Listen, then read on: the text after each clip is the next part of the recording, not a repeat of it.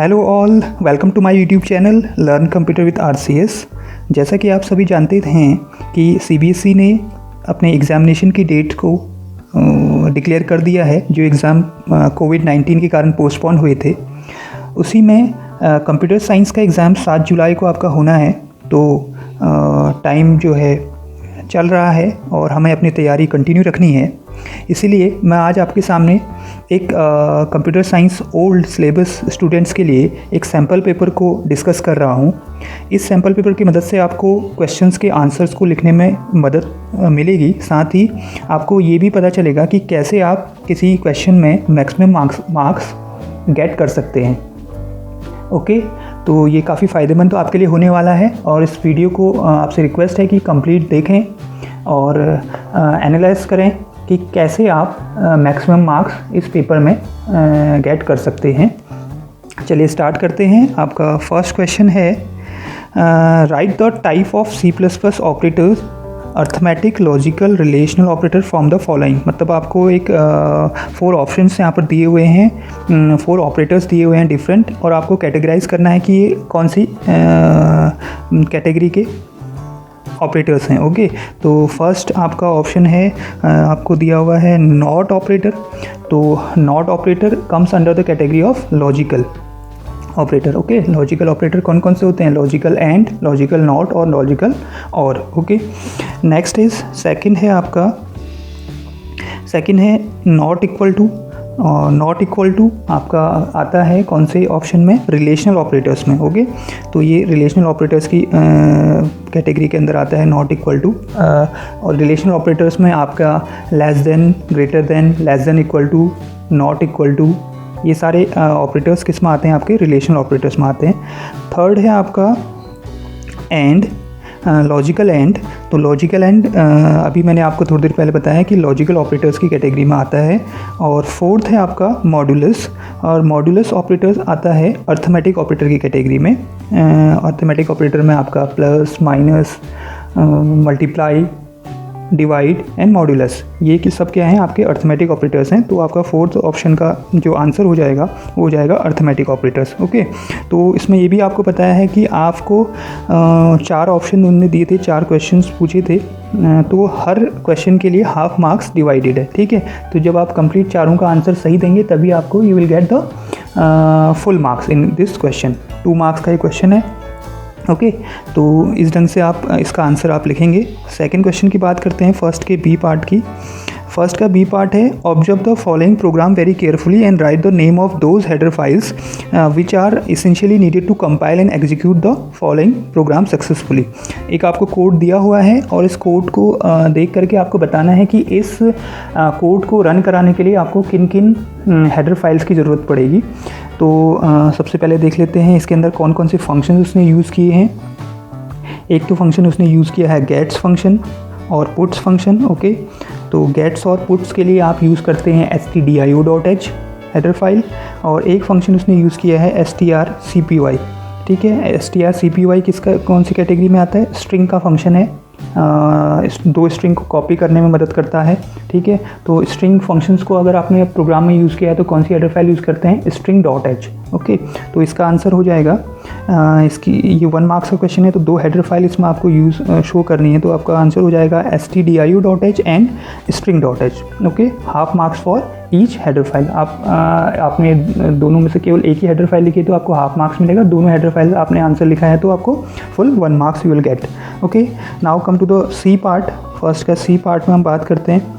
First का C part है, rewrite the following C++ code after removing all synthetical errors with each correction underline. मतलब इसको आपको एक कोड दिया हुआ है और इसमें आपको करेक्शंस ढूंढने हैं, क्या क्या गलतियां हैं और उन गलतियों को अंडरलाइन करना है। ठीक है, तो समझ लेते हैं। तो सबसे पहली लाइन इसकी मैं बात करता हूँ। इसमें एक आपका प्री प्रोसेसर डायरेक्टिव लगा हुआ है, हैज़ डिफाइंड फ्लोट PI 3.14। तो आप देख रहे होंगे यहाँ पर जो आपके प्री प्रोसेसर डायरेक्टिव होते हैं वो और मैक्रोज होते हैं वो पर्टिकुलरली किसी वेरिएबल को आपको डिफ़ाइन करने में मदद करते हैं। ठीक है, तो लेकिन उसकी वैल्यू को डिफ़ाइन करने में मदद करते हैं, लेकिन उसके लिए हमें डेटा टाइप लगाने की ज़रूरत नहीं पड़ती। तो यहाँ पर फ्लोट, PI से पहले फ्लोट का यूज़ नहीं होगा। एक एरर तो इसमें ये है, आपने फाइंड कर ली। ठीक है, नेक्स्ट अंदर बात करते हैं अंदर वॉइड मेन फंक्शन के अंदर पहला स्टेटमेंट लिखा है float r equal to 4.5 s equal to 1.5। इस लाइन में कोई एरर नहीं है। नेक्स्ट लाइन में देख लेते हैं, एक आपका मैथमेटिकल एक्सप्रेशन लिखा है a इक्वल टू कैलकुलेशन हो रहा है, लेकिन मैथमेटिकल एक्सप्रेशन में जहाँ पर आपका पी.आई. के बाद पावर फंक्शन यूज़ कर रखा है, तो पी.आई. के बाद आपका यहाँ पर यूज़ होगा एक एस्ट्रिक का साइन, क्योंकि उसे डिफ़ाइन करना है कि पी.आई. जो है वो पावर के साथ क्या हो रहा है, मल्टीप्लाई हो रहा है। तो एक एरर आपको इस लाइन में शो हो गया। ओके, तो 2 एरर आपने फाइंड कर दी। ठीक, फाइनली मैं आपको दिखाऊंगा कि कैसे ये इस प्रोग्राम को कंप्लीट आपने लिखना है। देन थर्ड लाइन की बात करें तो सी आउट एरिया एक स्ट्रिंग है। एरिया स्ट्रिंग को डबल कोट्स के अंदर लिखा जाता है, इसने सिंगल कोट्स के अंदर लिखा हुआ है। तो एक एरर आपकी ये आपको यहाँ पर शो हो रही है। ठीक है, और एक और चीज़ आप देखेंगे इसमें जो फोर्थ एरर है वो है ए इज़ नॉट डिफाइंड। ए को उसने डिफाइन नहीं कर रखा है, तो यहाँ पर भी ये एरर भी आएगी, क्योंकि वेरिएबल ए यूज़ कर रहा है लेकिन इसको डिफाइन उसने नहीं कर रखा है। तो ये 4 एरर इसमें आपने चेक कर ली। अब इसको कैसे आप लिखेंगे इस प्रोग्राम को, अगर आपके क्वेश्चन आता है तो आपको कॉपी में कैसे लिखना है उसको हम देख लेते हैं। तो इस ढंग से आप दिखाएंगे उसको कि एरर 1, और उसको रिमूव आपने कर रखा है, यहाँ पर रिमूव करके दिखा रखा है कि हैज़ डिफाइन से पहले फ्लोट नहीं लगेगा, एंड सेकंड में आपका फ्लोट ए के आगे उसका डेटा टाइप डिफाइंड होगा, और पावर तो एरर 2 और 3 इस ढंग से ये शो हो रहा है, और एरिया में डबल कोटास के अंदर लिखा जाएगा एरिया को, और इस दिन से ये एरर 4 आपके शो होगी। ठीक है, तो half marks for each correction, ये भी यहाँ पर बता रहा हूँ कि आपको कि आपकी कितनी एरर्स थी, 4 एरर्स थी, और हर एरर के लिए आपकी डिसाइड है हाफ मार्क्स। ठीक है, तो जितनी भी एरर्स आप इसमें शो करेंगे, अगर आपने चारों एरर्स आपने करेक्ट शो करी हैं तो आपको full you will get full 2 marks, otherwise you will get according to your errors. Okay, first का डी पार्ट है find and write the output of the following C++ code. Okay, तो इसको 1 by 1 हम statement to statement इसको process करेंगे इस question को करने के लिए। तो मेन फंक्शन में सबसे पहले एक एरे आपका डिफाइंड हो रहा है। ठीक है, तो एरे इस ढंग से आपका डिफाइंड होता है, किसी लोकेशन वाइज हम इसको इंटर करके देख लेते हैं। पहली लोकेशन पे 6, दूसरी लोकेशन पे 3, थर्ड लोकेशन पे 8, फोर्थ लोकेशन पे 10, 4, 6 और 7। ओके, ये इस ढंग से लोकेशन हो गई। लोकेशन आपकी 0, 1, 2, 3, 4, 5, 6 ये इनकी लोकेशंस हो गई। अब यहाँ पर पॉइंटर भी आपका यूज़ हो रहा है, पॉइंटर्स यूज़ हो रहा है, तो दैट मीन्स हम इनके एड्रेस की बात भी कर लेते हैं। तो इसका बेस एड्रेस में इसका बेस एड्रेस मान लेता हूँ 1000। ठीक है, तो नेक्स्ट स्टेटमेंट आप देखेंगे, इसके अगले वाले स्टेटमेंट वो क्या कर रहा है, एक पॉइंटर डिक्लेयर कर रहा है PTR नाम का, और उसके अंदर उसका बेस एड्रेस को स्टोर कर रहा है। दैट मीन्स PTR होल्ड करेगा 1000 को। ओके, 1000 एड्रेस को होल्ड करेगा, एंड देन एक और आई वेरिएबल भी हमने डिफाइन कर रखा है, इसको मैं यहाँ लिख लेता हूँ फिलहाल के लिए आई वेरिएबल को। ठीक है, ये समझने के लिए है। अब नाउ नेक्स्ट स्टेटमेंट क्या है, नेक्स्ट स्टेटमेंट आप ध्यान से देखेंगे तो यहाँ पर हो रहा है ++ PTR एंड फिर ++ है, मतलब प्री इंक्रीमेंट भी हो रहा है और पोस्ट इंक्रीमेंट भी हो रहा है। तो ऑब्वियसली प्री इंक्रीमेंट पहले होगा, और प्री इंक्रीमेंट किस में होगा, PTR में। PTR में वैल्यू में इंक्रीमेंट हो रहा है, तो PTR दैट मीन्स आपका इस एड्रेस पे जो वैल्यू है, इस एड्रेस पे वैल्यू क्या है, 1000 पे वैल्यू क्या है आपकी 6 है, तो 6 में प्री इंक्रीमेंट हो जाएगा, तो 6 की वैल्यू क्या हो जाएगी, 7 हो जाएगी। ठीक है, तो वो प्रिंट भी होनी है आपकी स्क्रीन पे, तो आपकी स्क्रीन पर प्रिंट हो जाएगा यहाँ पर 7 उसके बाद आपका अगला सिंबल क्या है, 7 प्रिंट होना है। लेकिन यहाँ पर थोड़ा सा यहाँ पर ध्यान देना है कि PTR ++ भी हो रहा है, तो इसका मतलब अब PTR जो है नेक्स्ट एड्रेस को पॉइंट करेगा। ठीक है, अब PTR किसको, क्योंकि इसने पोस्ट इंक्रीमेंट कर दिया PTR की वैल्यू पे, तो आपका अब PTR करेगा आपका पॉइंट करेगा 1002 को। ठीक है, अभी तक PTR 1000 को पॉइंट कर रहा था, 1002 को पॉइंट करेगा। ठीक, नेक्स्ट स्टेटमेंट की बात कर लेते हैं। यहाँ पर आई की वैल्यू कैलकुलेट हो रही है, array 3 - array 2। array 3 पे वैल्यू है 10 और array 2 पे वैल्यू है 8, तो 10 - 8 दैट मीन्स आई की वैल्यू हो जाएगी 2। ओके, आई की वैल्यू कैलकुलेट कर दी हमने। नेक्स्ट स्टेटमेंट को आप ध्यान से देखिए, इसमें क्या कैलकुलेट हो रहा है, PTR + i का स्टार। तो PTR दैट मीन्स 1002 + i मतलब 2 इंटीजर्स किसी एड्रेस में ऐड होते हैं, तो इसका मतलब हम कितने बाइट इसमें ऐड कर देंगे, एड्रेस में 4 बाइट ऐड कर देंगे, क्योंकि एक इंटीजर 2 बाइट ले रहा है, तो उसमें 4 बाइट ऐड कर देंगे। तो आपका ये वैल्यू हो जाएगी, अगर इस वैल्यू PTR + i की वैल्यू में बात करूँ तो ये हो जाएगी 1006। और 1006 पे जो वैल्यू है एस्ट्रिक 1006 हो जाएगा इसका मतलब, ठीक है। इसका मतलब हो गया PTR प्लस आई का मतलब हो गया आपका, इसका मतलब आपको समझ में आ रहा होगा 1006 हो गया। 1006 क्यों हुआ? क्योंकि आपने देखा होगा PTR की जो वैल्यू है अभी वो क्या है आपका, वो है 1002, ठीक है। और आई की वैल्यू है 2 का मतलब मैं ऐड करूँगा 4 बाइट, ठीक है। तो दैट मीन्स हो जाएगा 1006 हो जाएगी, ठीक है। तो 1006 का एस्ट्रिक 1006 पे जो वैल्यू है, 1006 पे वैल्यू आप देख लीजिए, 7 स्टोर है 1000 पे, 3 स्टोर होगा 1002 पे, 8 स्टोर होगा 1004 पे और 10 स्टोर होगा 1006 पे।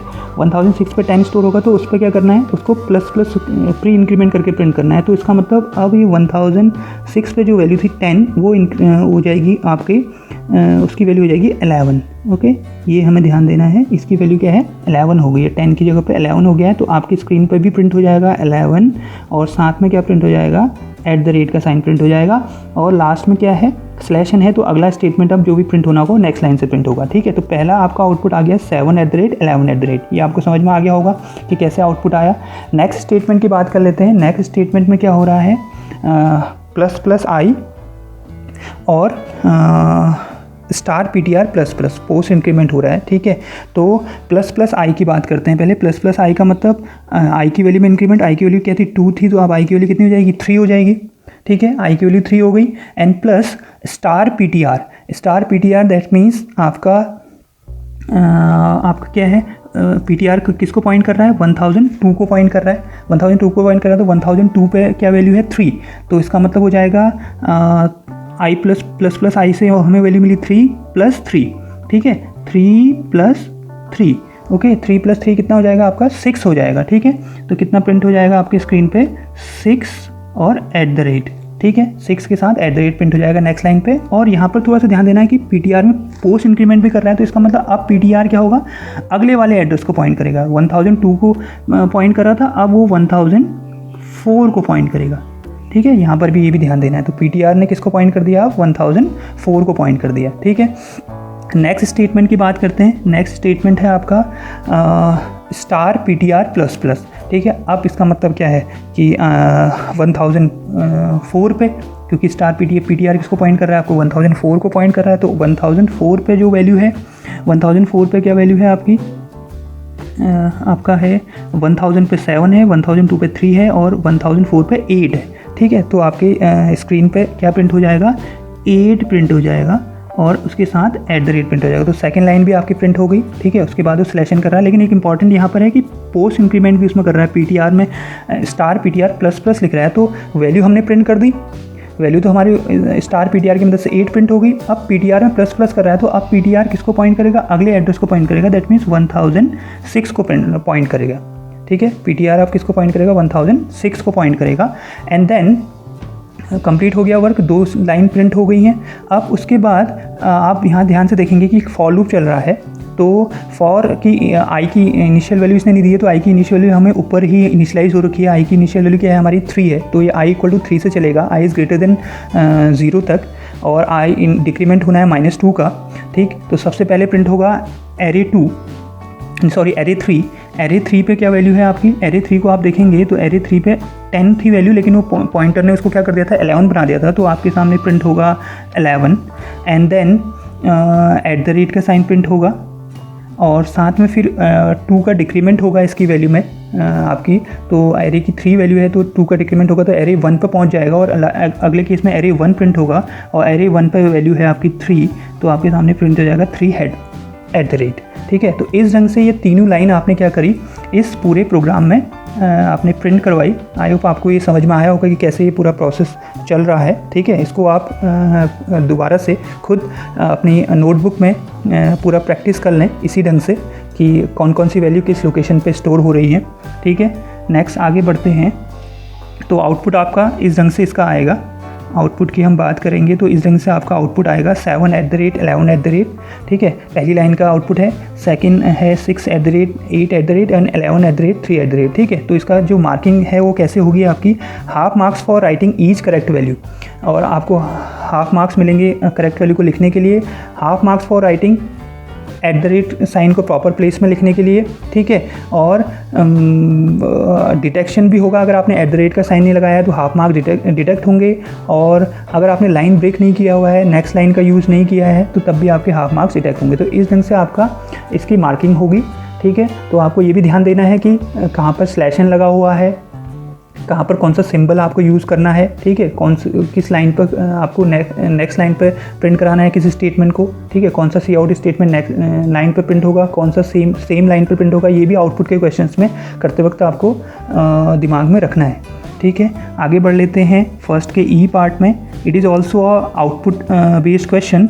Find and write the output of the following program code, ठीक है। इस कोड को आप देख लीजिए, आप ध्यान से देखेंगे इस कोड को तो इसमें क्या है, सबसे पहली लाइन क्या लिखे हुए है, टाइप डेफ कैरेक्टर स्ट्रिंग 80, ठीक है। टाइप डेफ क्या है, किसी डेटा टाइप की डेफिनेशन को चेंज करने में मदद करता है आपको। टाइप डेफ की कीवर्ड है, ठीक है।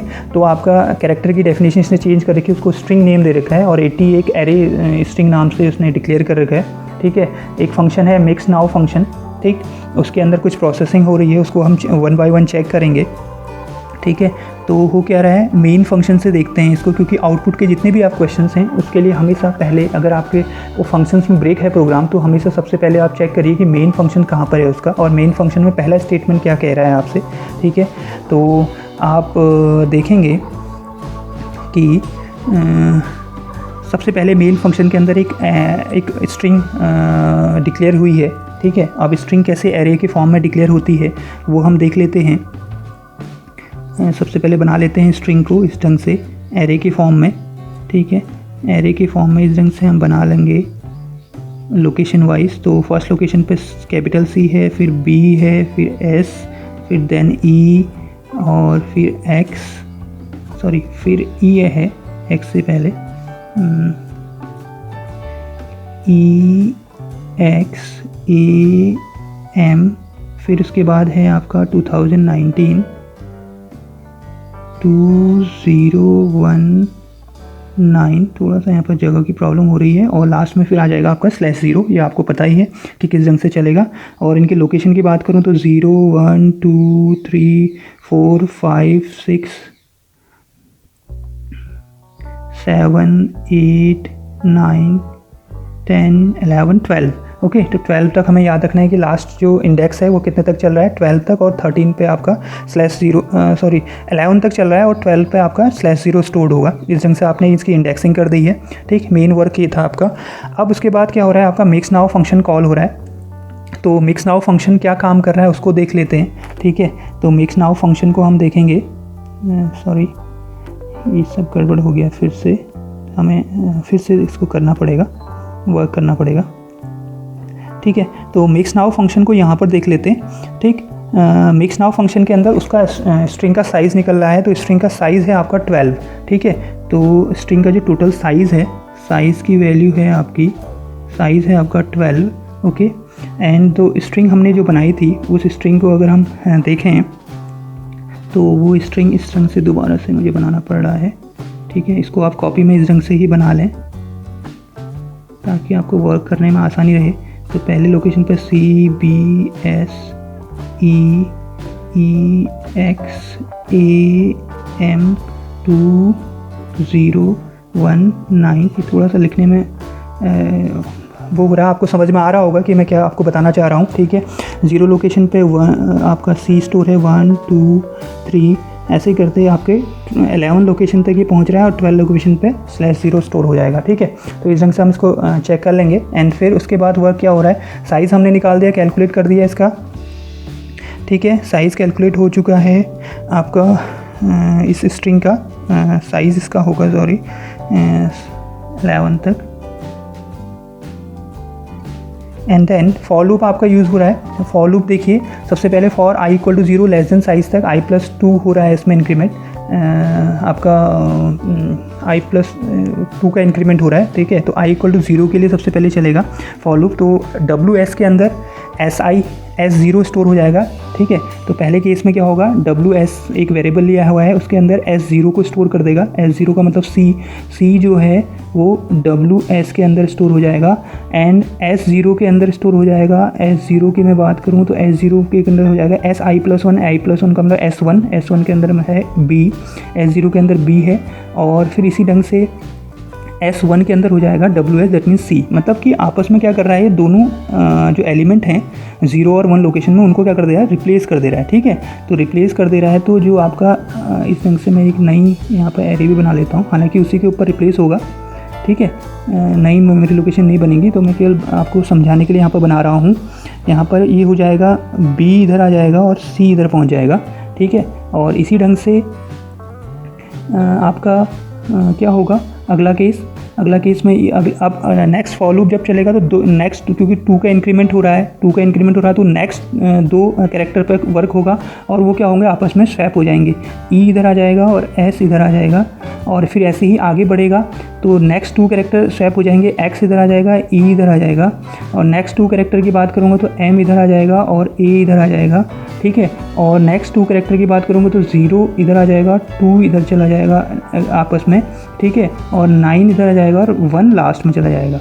ठीक है, तो इस ढंग से ये क्या हो रहा है, आपका जो ये फॉर लूप वर्क कर रहा है, ये स्वैपिंग कर रहा है किन 2 कैरेक्टर्स के बीच में। ठीक है, और 2 का इंक्रीमेंट उसमें चल रहा है, तो इस ढंग से ये आपका जो अब स्ट्रिंग थी वो इस ढंग की बन गई है। ठीक है, तो इसने ये काम कर दिया। अब नेक्स्ट वर्क क्या हो रहा है, एक और फॉर लूप नीचे लगा हुआ है, इसको आप देखेंगे तो ये जो वर्क हमने कंप्लीट करा दिया। अब इसको चेक करेंगे तो ये क्या कर रहा है, ये एक फॉर लूप चल रहा है, i=1 से चल रहा है ये, और लेस देन साइज तक, इसमें भी 2 का इंक्रीमेंट हो रहा है।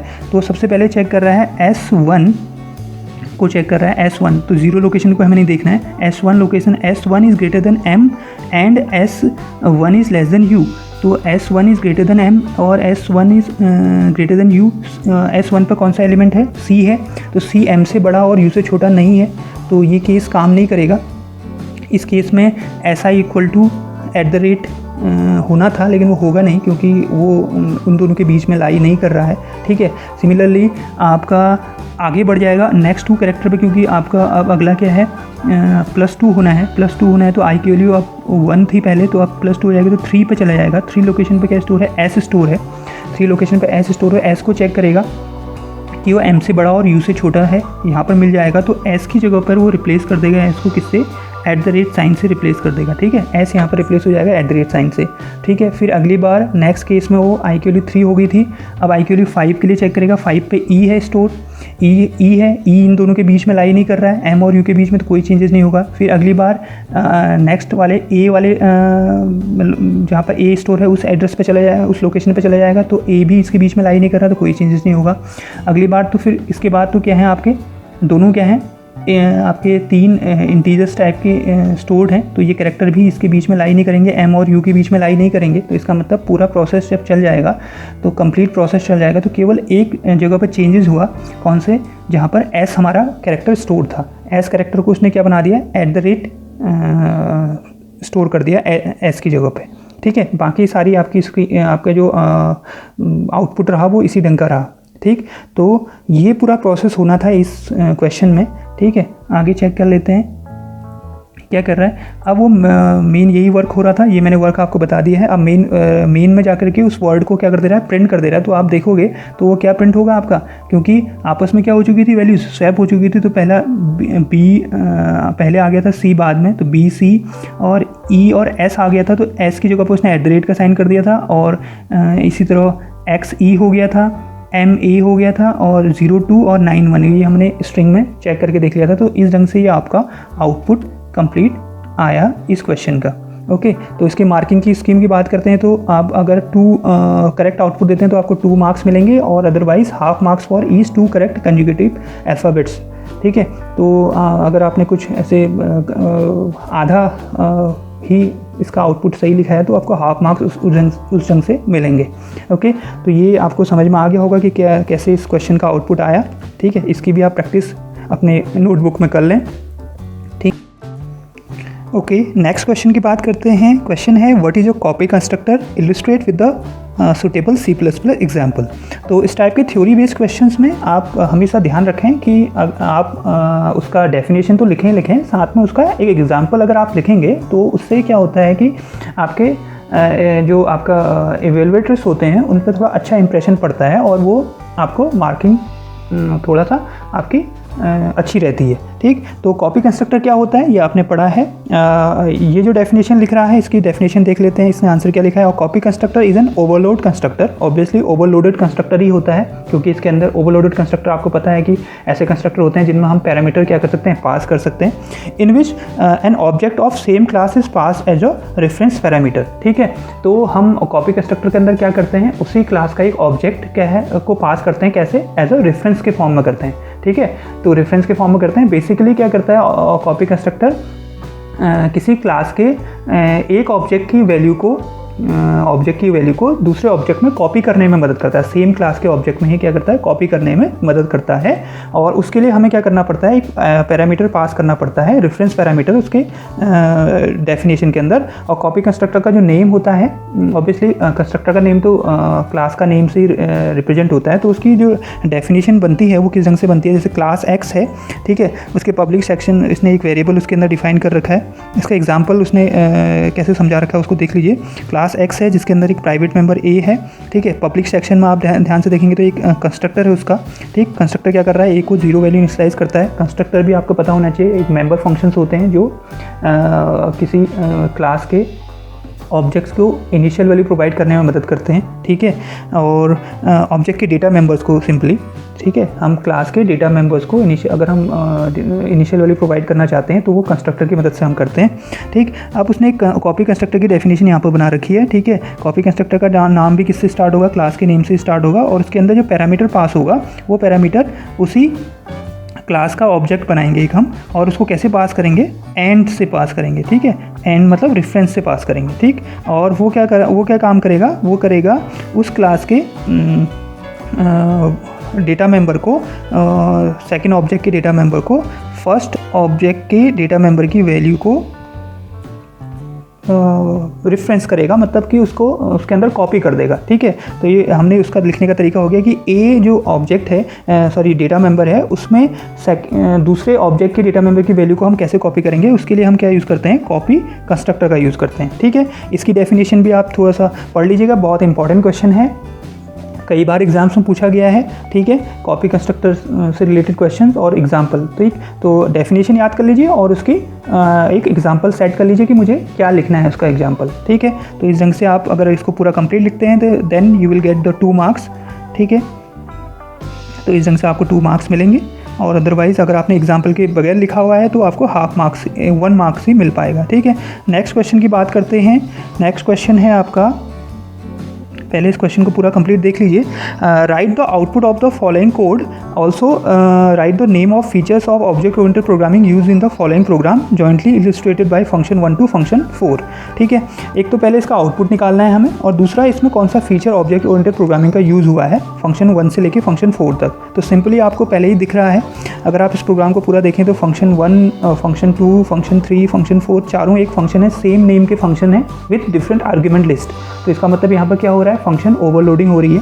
ठीक है, फंक्शन ओवरलोड हो रहा है फंक्शन, और उसी कॉन्सेप्ट को ऑब्जेक्ट ओरिएंटेड प्रोग्रामिंग में क्या बोलते हैं हम, पॉलीमॉर्फिज्म। ठीक है, मोर देन टू प्रेजेंट और फंक्शन विथ, कहने का मतलब कि किसी एक ऑब्जेक्ट को डिफरेंट तरीके से प्रेजेंट करना, किसी एक फंक्शन को डिफरेंट वेज में प्रेजेंट करना, वही पॉलीमॉर्फिज्म होता है। ठीक है, तो यहाँ पर भी क्या हो रहा है, एक ही फंक्शन को हम क्या कर रहे हैं, डिफरेंट यूजेस कर रहे हैं उसके। ठीक है, फंक्शन का नेम सेम है लेकिन आर्ग्यूमेंट की वैल्यू चेंजेस कर दे रहे हैं उसके अंदर।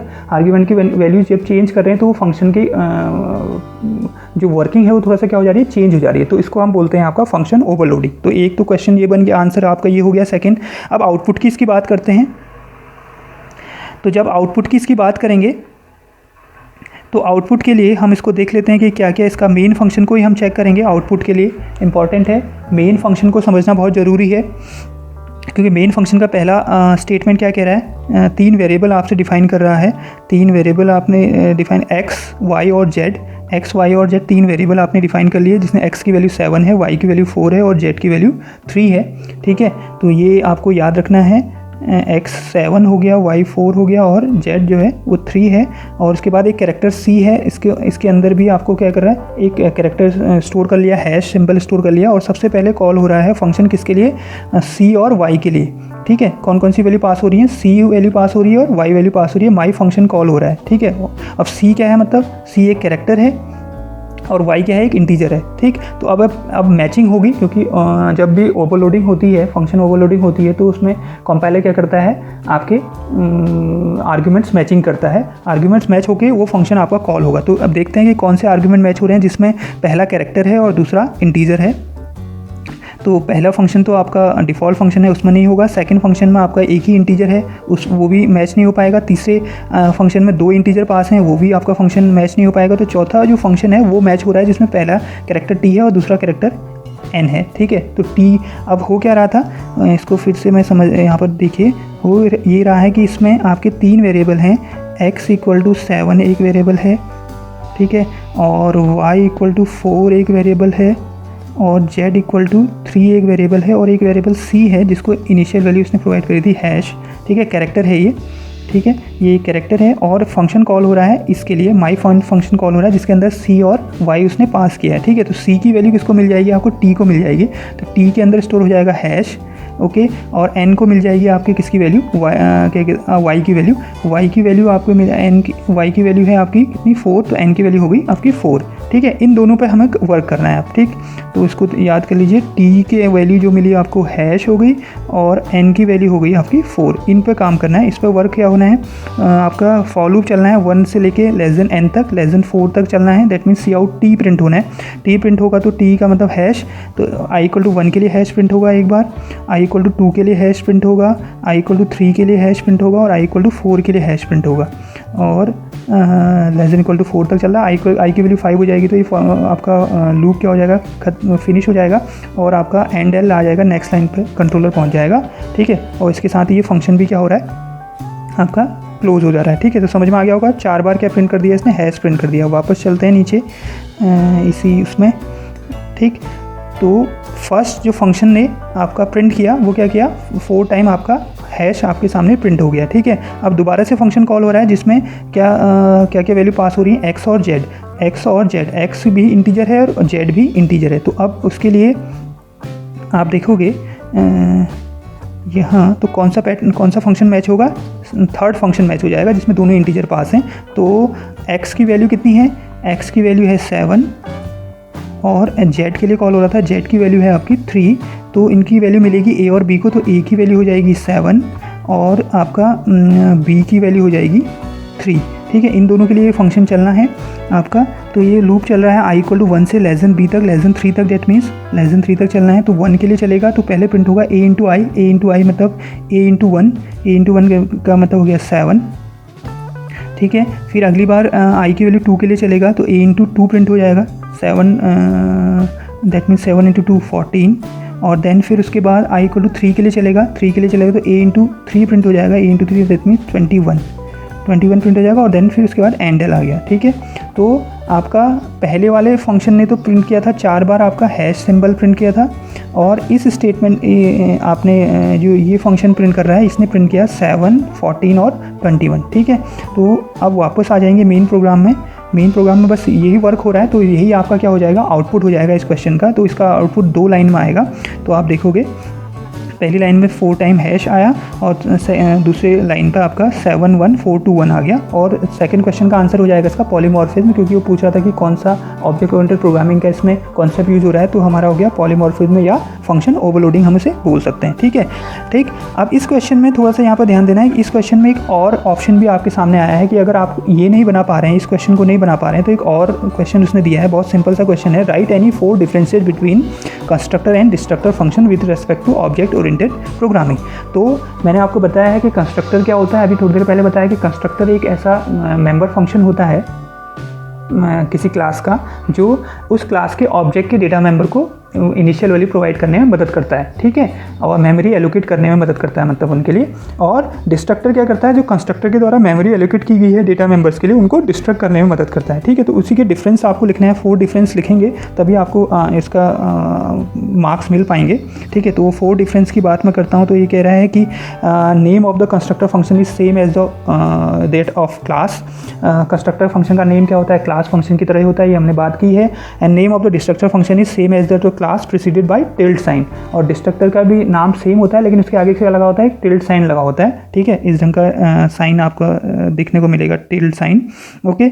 नाउ सेकेंड जो डिफरेंस है, constructor functions call automatically at the time of creation of object. अब कंस्ट्रक्टर को अलग से कॉल करने की जरूरत नहीं पड़ती है, ऑब्जेक्ट डिक्लेयर होती है, कंस्ट्रक्टर अपने आप कॉल हो जाता है। And destructor function call automatically when the scope of the object gets over. और डिस्ट्रक्टर फंक्शन भी अपने आप कॉल हो जाता है जब वो उस ऑब्जेक्ट का स्कोप क्या होता है, फिनिश हो जाता है, ठीक है, आउट ऑफ स्कोप वो चले जाता है, तो डिस्ट्रक्टर उसके लिए कॉल हो जाता है अपने आप, ठीक है।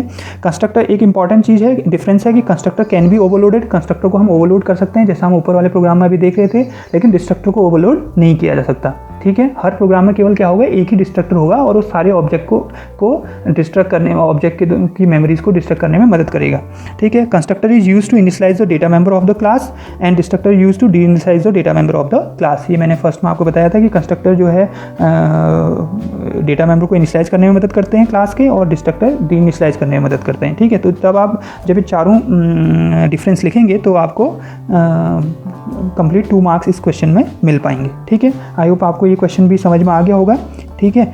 तो आगे बढ़ लेते हैं। आगे क्वेश्चन है, ये क्वेश्चन हमेशा ही सब एग्जाम्स में बनता है, पेपर में बनता है कि क्लास डिफाइन करने को आपके सामने आती है कि डिफाइन द क्लास। आपको उसके स्पेसिफिकेशन दिया रहता है, डिस्क्रिप्शन दिया रहता है, इसमें प्राइवेट मेंबर कौन से होंगे, पब्लिक मेंबर्स कौन से होंगे। तो बहुत सिंपल सा क्वेश्चन है, लेकिन 4 मार्क्स का क्वेश्चन है, तो थोड़ा सा हमें इसको सही ढंग से पढ़ लेना है ताकि आपके 4 मार्क्स कहीं इसमें कम ना हो। तो ये क्लास है, आपको दे रहा है जिसमें प्राइवेट मेंबर हैं C name, P number, number of units, amount, ये सब इनके डेटा टाइप भी उसमें दे रखे हैं कि क्या क्या डेटा टाइप आपको डिफाइन करना है। और एक प्राइवेट मेंबर फंक्शन भी बना रहा है, कैलकुलेट अमाउंट, उसके अंदर हमें कुछ कैलकुलेशन करनी है, वो भी हमें ध्यान देना है, ठीक है। और पब्लिक और यूनिट्स कैसे कैलकुलेट हो रही है उसके लिए भी उसने एक कंडीशंस दे रखी हैं, ठीक है। इसी कंडीशन को हमें उस फंक्शन के अंदर लगाना पड़ेगा, प्राइवेट फंक्शन के अंदर, प्राइवेट मेंबर फंक्शन के अंदर। पब्लिक मेंबर फंक्शन में 2 फंक्शन है, एक एक्सेप्ट फंक्शन है और एक डिस्प्ले फंक्शन है। 2 फंक्शन हमें बनाने हैं। और एक्सेप्ट फंक्शन क्या कर रहा है, आपसे C name, P number, number of units और कैलकुलेट अमाउंट फंक्शन को इन्वोक कर रहा है। तो ये मतलब यूजर से एंट्री ले रहा है और साथ में कैलकुलेट अमाउंट फंक्शन को कॉल भी कर रहा है। और इसी तरह डिस्प्ले फंक्शन क्या कर रहा है, उन सब वैल्यूज़ को डिस्प्ले कर रहा है। तो बहुत सिंपल है, इसका आंसर आप देख लीजिए। इसी से हम बात कर लेते हैं कि इसने क्लास बनाई ई बिल नाम से, इलेक्ट्रिसिटी बिल नाम से, ठीक है। क्लास का नाम वही रखेंगे जो उसने दिया हुआ है आंसर में, क्वेश्चन में जो आपको क्लास का नेम दिया हुआ है वही हम क्लास का नेम यहाँ पर डिफाइन करेंगे, ठीक है। उसके अंदर उसने अलग अलग वेरिएबल डिफाइन कर लिए जो नीड थे। आपका कैरेक्टर इस सी नेम एक डिफाइन कर दिया है, क्योंकि कैरेक्टर नेम डिफाइन करना है तो एरे डिक्लेयर करेंगे। एक पी नंबर, फ़ोन नंबर के लिए उसने लॉन्ग आपका डेटा टाइप ले लिया, क्योंकि इंटीजर्स में स्टोर नहीं हो सकता, उसके लिए लॉन्ग आपने ले लिया। नंबर ऑफ़ यूनिट्स के लिए इंटीजर ले लिया। फ्लोट अमाउंट के लिए फ्लोट वैल्यू ले ली, क्योंकि अमाउंट जो है आपका फ्लोटिंग टाइप हो सकता है, ठीक है। कैलकुलेट फंक्शन उसने डिफाइन कर दिया, कैल्क फंक्शन प्राइवेट सेक्शन में, और पब्लिक सेक्शन में 2 वेरिएबल डिफाइन कर दिए, एक्सेप्ट एंड डिस्प्ले, ठीक है। तो इन सारे फंक्शंस को आउटसाइड द क्लास डिफाइन कर रहा है, ठीक है। तो वो भी हम कर सकते हैं, इनसाइड द क्लास भी हम डिफाइन कर सकते हैं, आउटसाइड द क्लास भी डिफाइन कर सकते हैं। ये हमने क्लास वाले चैप्टर में पढ़ा हुआ है, ठीक। तो आउटसाइड द क्लास डिफाइन करने का तरीका ये होता है। आपने तो कैलकुलेट अमाउंट को उसने कैसे, जो प्राइवेट मेंबर फंक्शन था उसको डिफाइन कैसे करा, क्योंकि सारा वर्क इसी के अंदर हो रहा था। तो उसके अंदर उसने सबसे पहले डेटा टाइप आ गया वॉइड, फिर क्लास का नेम, फिर इसको रेजोल्यूशन ऑपरेटर, एंड देन फिर फंक्शन का नेम, और उसके अंदर कंडीशंस लगा दी हैं, ठीक है। If number of unit is less then 50 तो अमाउंट जो है 0 हो जाएगा, और अगर number of unit is less than equal to 150 है तो अमाउंट को वो कर दे। ये जो कंडीशन ऊपर दी थी उस कंडीशन के अकॉर्डिंग ही यहाँ पर ये अमाउंट कैलकुलेट हो रहा है, ठीक है। अलग अलग इफ एल्स कंडीशन लगी हुई हैं, उसके अकॉर्डिंग अमाउंट आपका क्या हो रहा है इस फंक्शन के अंदर कैलकुलेट हो रहा है, ठीक है। तो कैलकुलेट अमाउंट, तो कंडीशन को देख लीजिए, उसके अकॉर्डिंग ये आपका फंक्शन की स्टेटमेंट्स बनेंगे, ठीक है। तो ये डिपेंड करता है, ज़रूरी नहीं कि यही क्वेश्चन हो दे, थोड़ा सा आपको चेंज कर सकता है, कंडीशंस को चेंज कर सकता है, ठीक है। तो बस उसकी डेफिनेशन आपको देखनी है कि किस ढंग से वो बनेगी, ठीक है। तो ये तो थी आपकी कैलकुलेट अमाउंट की डेफिनेशन, अब वो एक्सेप्ट की डेफिनेशन बना रहा है, वो भी इसी तरह से होगा। सबसे पहले डेटा टाइप आएगा वॉइड और क्लास का नेम, फिर इसको ऑपरेशन ऑपरेटर, फिर उस फंक्शन का नाम, और उसके अंदर वो तीनों चीज़ें आपसे पूछ ले रहा है। सी नेम पूछ ले रहा है गेट्स फंक्शन की मदद से, सीन पी नंबर और नंबर ऑफ़ यूनिट्स, दोनों चीज़ें उसने इंटर कर ली हैं। ठीक है, यहाँ पर ये ऑपरेटर थोड़ा सा गलत लगा हुआ है, इसको देख लीजिएगा, प्रिंटिंग मिस्टेक है। And then calculate amount function को भी यहाँ क्या कर दिया उसने, कॉल कर दिया। यही उसने आपसे डिस्क्रिप्शन में कहा था कि कैलकुलेट अमाउंट फंक्शन किसके अंदर कॉल होगा, एक्सेप्ट के अंदर कॉल होगा। फिर फाइनली डिस्प्ले फंक्शन के अंदर उनको क्या कर दे रहा है, उन तीनों चीज़ों को सी आउट की स्टेटमेंट की मदद से उनको प्रिंट करा दे रहा है। ठीक है, तो बहुत सिंपल सा प्रोग्राम है, बहुत अच्छे मार्क्स गेनिंग प्रोग्राम है। आप क्वेश्चन है, आप आसानी से इसमें मार्क्स ला सकते हैं, 4 मार्क्स। ठीक है, थोड़ा सा और प्रैक्टिस कर लीजिएगा और क्वेश्चंस देख लीजिए इससे रिलेटेड कि क्लास हम कैसे बनाते हैं। ठीक, आई होप आपको ये समझ में आ गया होगा। ओके, इस वीडियो में हम केवल इन्हीं क्वेश्चंस को डिस्कस करते हैं क्योंकि वीडियो थोड़ा लंबा होते जा रहा है। ठीक है, और क्वेश्चंस, नेक्स्ट क्वेश्चंस के लिए हम एक नया वीडियो बनाएंगे। तो आपको ये वीडियो कैसा लगा इसको कमेंट सेक्शन में जाकर कमेंट ज़रूर करें और ज़्यादा से ज़्यादा लोगों को इसको शेयर करें ताकि सभी लोग इस वीडियो का फ़ायदा उठा पाएँ और एग्ज़ाम के लिए प्रिपरेशन जारी रखें, क्योंकि समय जो है वो कंटिन्यूटी में चलते रहता है। हमें लगता है कि हम अभी 1 मंथ है और 2 मंथ है, तो वो समय जो है निकल जाता है तो पता नहीं रहता। तो इसलिए आप एक टाइम शेड्यूल बनाएं और उसी के अकॉर्डिंग थोड़ा सा तैयारी करते रहें ताकि आपको एग्ज़ाम के दिन कोई ऐसी दिक्कत ना हो। ठीक है।